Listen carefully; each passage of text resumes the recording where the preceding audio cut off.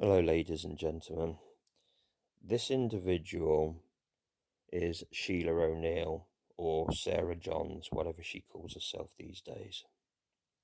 She professes to be a devout Catholic, a Christian, and so on. She goes to the Catholic church that's in Paynton.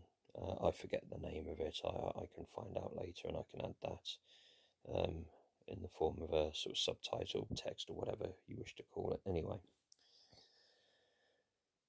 My ex-mother was abusive as a child abusive to me when I was a child. She would beat me with wooden spoons like my ex-father would also beat me. I would be forced to admit to things that I did not do, as I would be bullied by teachers and pupils at school. I would then go to my so-called home and be threatened through fear of violence to admit to something that I didn't do, and when I denied it, I would be called a liar and then beaten anyway. There's other things that went on, and I will go into much greater detail at a later date when this documentary is finished and uploaded and so on. But the posts that you see are when I was suicidal and I was near some cliffs, not too far from where I was staying at the time. Severely distressed, very suicidal. I have been in hospital before for it. Anyway, this is a conversation between my ex-mother and myself, where she is so hell-bent on perpetuating my distress because of her delusions from her so-called Catholic faith. And she even goes so far as to essentially state that I'm requesting her permission to take my own life, which is complete bullshit.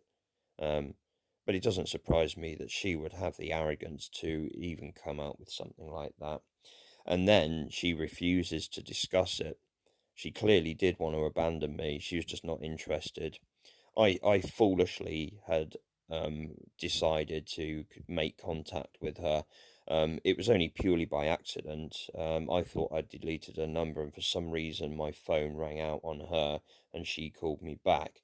And I thought, okay, well, I'll give her one last chance, and it was probably one of the worst things I'd done.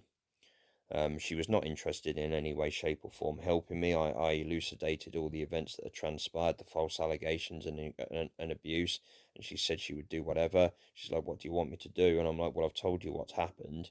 Use your common sense." But she was like, "Well, I don't know. What if I contact somebody that you've contacted before, and so on?" Literally making every single possible excuse whatsoever to just not do anything, because she really couldn't give a fuck. She's more interested in all her conspiracy theories and truth and so on and so forth, rather than the fact that her own son is being abused. Like, she's just a disgusting, vile, pestiferous, pernicious, evil degenerate. She is the antithesis of everything that she professes to be. She's just like her mother, who thought she was just so perfect, and she never did any wrong. Complete delusional psychos, very narcissistic, very evil. So anyway, this is just a quick video. This is essentially what she's like. I've got some more messages from her, which I will be happy to upload once I get them. As some of you know, I'm currently homeless through no fault of my own, and I've got stuff all over the place and in storage at the moment. So once I get those messages, I will be more than happy to upload them. These messages include, "If you've given up, why should we bother?" and things like that. Messages that clearly have the meaning for which they're intended, but people like my ex-friend Joe Edge claim, well, that's not obviously not what she meant. And this is the same guy that said that it's not my fault that I'm homeless, but it's my fault that I'm homeless because of my reaction to it.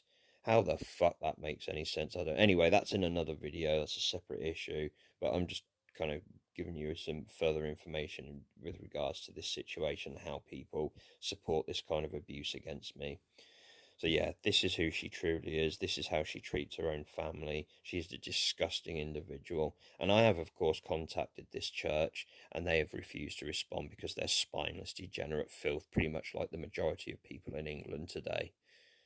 There's very few people that I have come across that have any sense of integrity, any compassion, any morality or any ethics. You know, so many people just lack the capacity for self-thought. It's just absolutely sickening. Um, and society really has retrogressed to the point, I believe it's just going to be a major, major crisis. There's no coming back from this. People are just so claim to be so woke and claiming to be fighting for equality and a better society, whilst in the process of doing the complete reverse of what it is they're professing to stand up for. It's just sickening. I really cannot stand society. I've had this. I've had my whole life, this kind of abuse. And if you see my other video that I've just uploaded as well with my ex-father, ex-PC1698, this just further goes to show how fake people are, and that their own sole interest is to perpetuate a false narrative about themselves and to keep pushing a false narrative about my ex-son, for example, his ex-son, me. And he's quite happy for me to be vilified and abused, just so that he can keep pushing this false image and false character about himself. Anyway, I'm getting a bit manic, so as you can probably tell, I'm struggling to articulate myself, so I do sincerely apologise. But anyway, everybody, thank you for listening once again. It is much appreciated.